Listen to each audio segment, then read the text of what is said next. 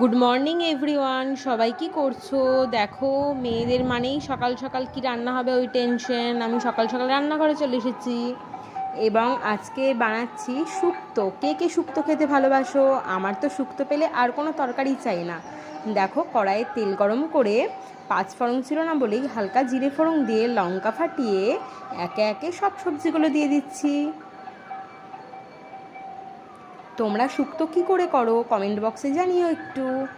প্রথমে আলু দিলাম, তারপরে করলা দিলাম এবং এরপরে দিব পটল, তারপর দিব গাজর, সব রকম সবজি দিয়ে এবং বেগুনও দিয়েছি।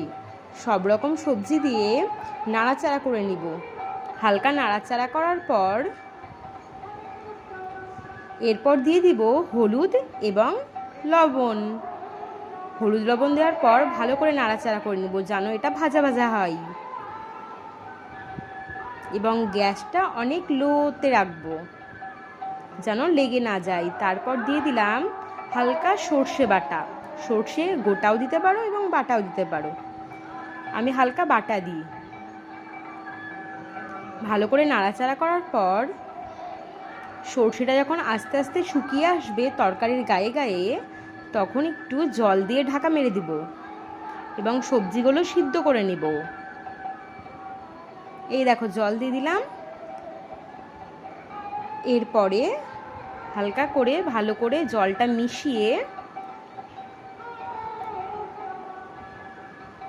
ঢাকা দিয়ে দিব।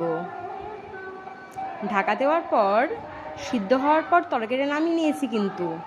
তারপর কড়াইয়ে হালকা তেল দিয়ে এর মধ্যে রাঁধুনি ফোড়ন দেয়। আমার রাঁধুনি ফোড়ন ছিল না বলে হালকা গোটা সর্ষে ফোড়ন দিয়েছি।